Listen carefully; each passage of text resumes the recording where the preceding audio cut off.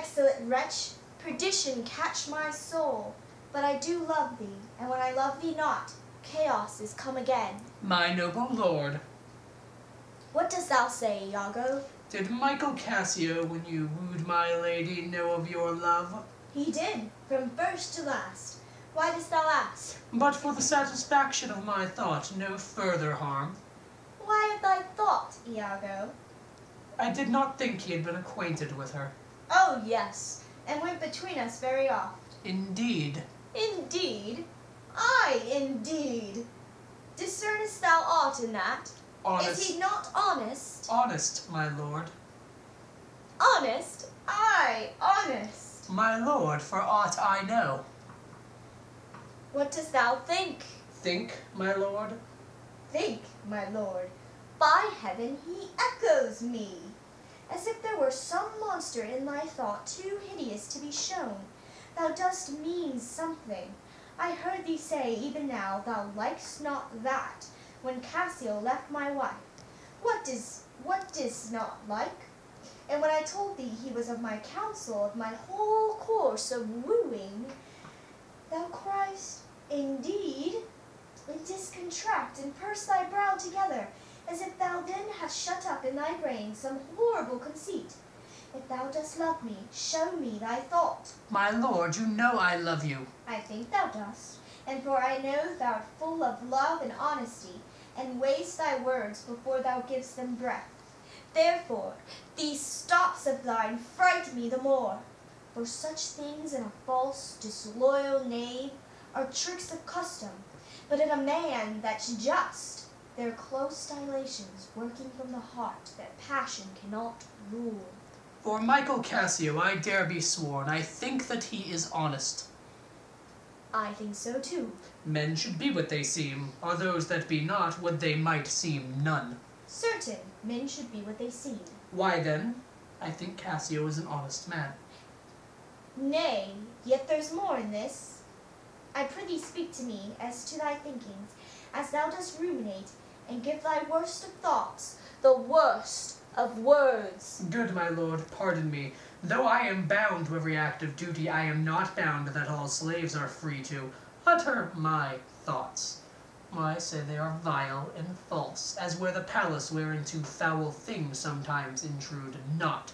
Who has the breast so pure, but some uncleanly apprehensions keep leets and laudes, and in sessions sit with meditations lawful? Thou dost conspire against thy friend, Iago, if thou but think'st him wrong, and mak'st his ear a stranger to thy thoughts. I do beseech you, though I perchance ambitious in my guess, as I confess it is in my nature's plague to spy into abuses, and of my jealousy shape faults that are not, that your wisdom from one that so imperfectly conceits would take no notice, nor build yourself a trouble out of his scattering and unsure observance, if it were not for your quiet, and nor your good, nor for my manhood, honesty, and wisdom to let you know my thoughts.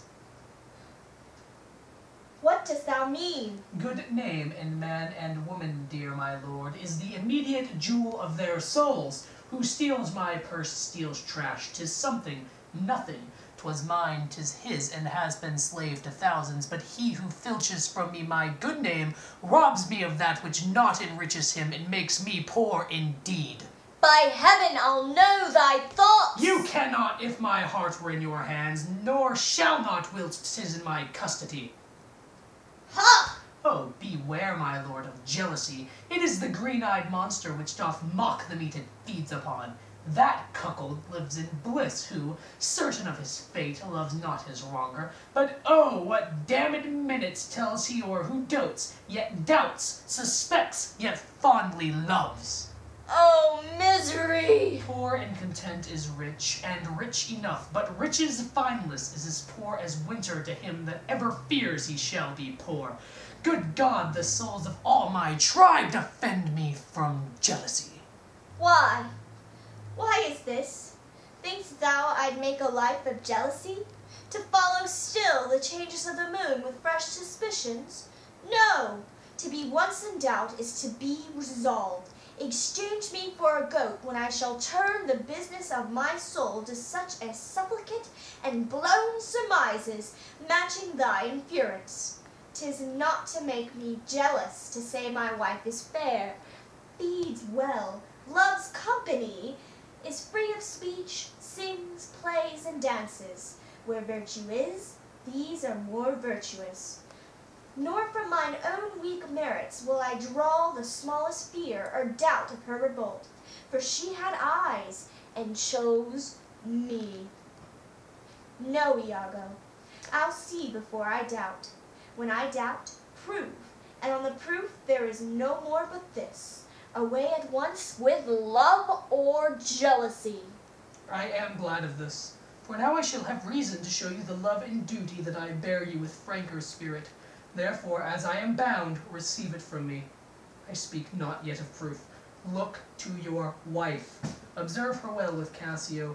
Wear your eyes thus, not jealous nor secure. I would not have your free and noble nature out of self-bounty be abused.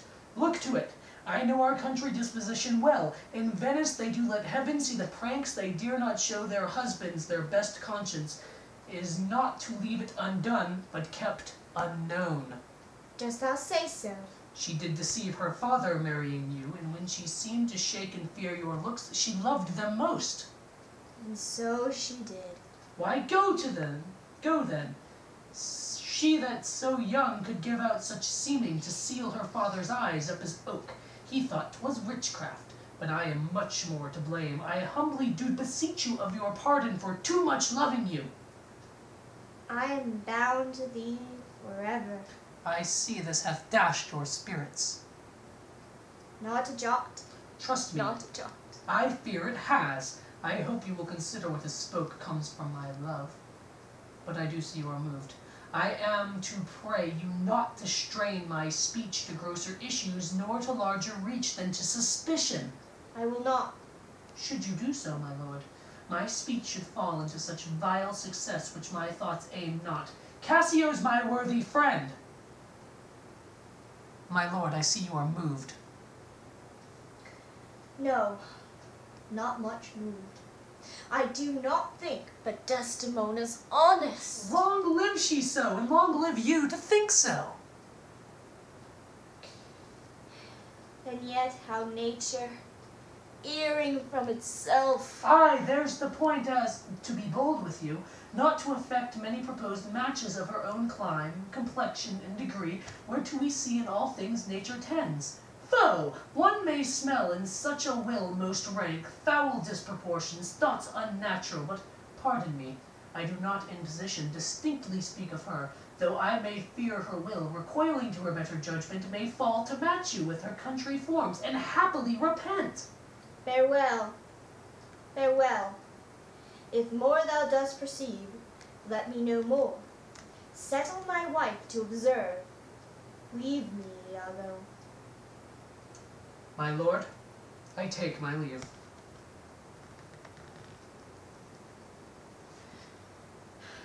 Why did I marry? This honest creature doubtless sees and knows more, much more than he unfolds.